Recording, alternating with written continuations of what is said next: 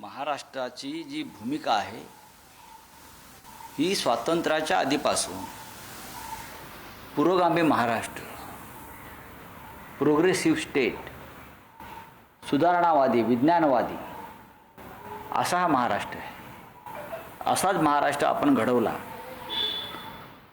आणि अशा वेळेला जर या महाराष्ट्रामध्ये अशी भोंदूगिरी, बुवाबाजी फोफावत असेल आणि त्यात आमचे सत्ताधारी सहभागी होत असतील तर तिथे त्या भोंदूबाबाच्या दरबारात जाणाऱ्या सर्व राजकारण्यांना, खास करून मंत्र्यांना, जे सत्ताधारी आहेत ते मंत्री, त्यांना सहआरोपी केलं पाहिजे. बाकी इतर सोडून द्या, सामान्य जनता किंवा इतर. पण जे मंत्री आहेत, जे सत्तेवर आहेत, जे कॅबिनेटमध्ये आहेत देवेंद्रजींच्या, त्यांना सहआरोपी केल्याशिवाय या राज्यातली भोंदूगिरी, बुवाबाजी थांबणार नाही. हे जे काय आता सांगतायत मंत्री किंवा इतर लोक की अशोक खरात काय प्रकरण होतं आम्हाला माहीत नव्हतं, ही जी आता पळवाट काढतायत ते पूर्णपणे चुकीचे आहे. या प्रकारचा त्यांच्यावर पहिला गुन्हा 2003 साली दाखल झालेला आहे. 2003 साली झाला आहे, 2005 साली झाला आहे.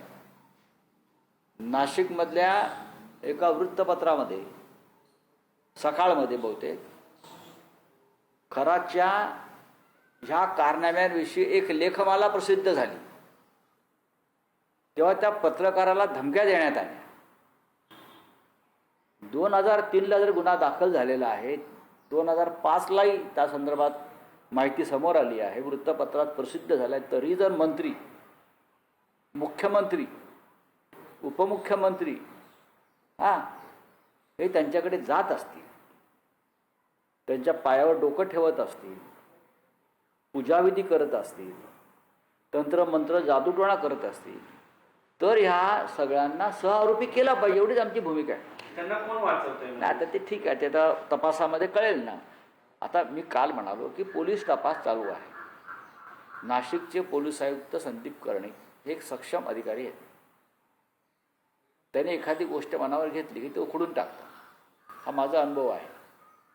त्याच्यामुळे आता जो मुख्य आरोपी पकडला आहे त्याची जी जबानी स्टेटमेंट, तपासात ज्या गोष्टी आलेल्या आहेत, मला असं विश्वास आहे की त्या कोणाचीही मोठी नावं आली तरी ती दडपली जाणार नाही.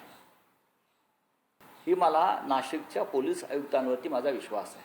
दीपक केसरकर आणि त्यांचे काही खूप जवळचे संबंध असल्याचं, पण केसरकर मात्र दावा फेटाळून लावतात. केसरकरांवरती कोणी विश्वास ठेवू नका.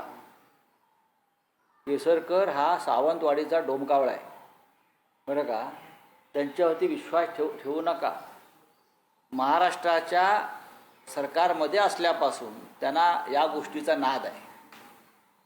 ते अनेक जंगलामध्ये जाऊन विधी करतात असे त्यांचे सहकारी सांगतात. असंच नादिक म्हणून काही काळ तुमच्या पक्षात होता. कोण कोण केसरकर होते ना.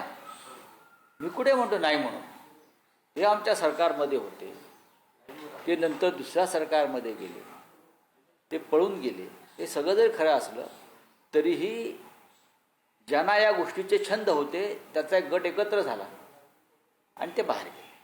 चला, और कुछ है?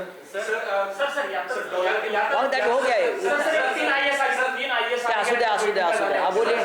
सर, रुपया लगातार गिरता जा रहा है सर, 100 के करीब पहुंचा है डॉलर के मुकाबले. सेंचुरी हो गई ना अभी. जी हाँ, 100 के पार. हाँ, अब की बार 100 के पार रुपया. और मोदी जी कहाँ है हमारे? मोदी जी पश्चिम बंगाल में राष्ट्रपति शासन की तैयारी कर रहे हैं ममता जी को हराने के लिए. मोदी जी और शाह जी पश्चिम बंगाल में एक खेला करने जा रहे हैं और यहाँ रुपया गिर रहा है.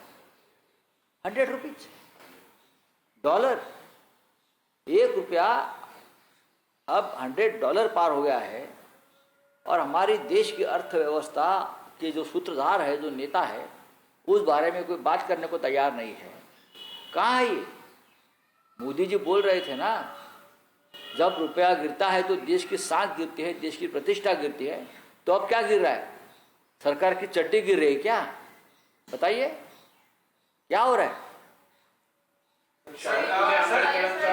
बीजेपी कह रही है कि ममता बनर्जी ने प्रधानमंत्री को घुसपैठिया कहा है, ये बीजेपी प्रधानमंत्री का अपमान है, कैसे देखते हैं आप इसको?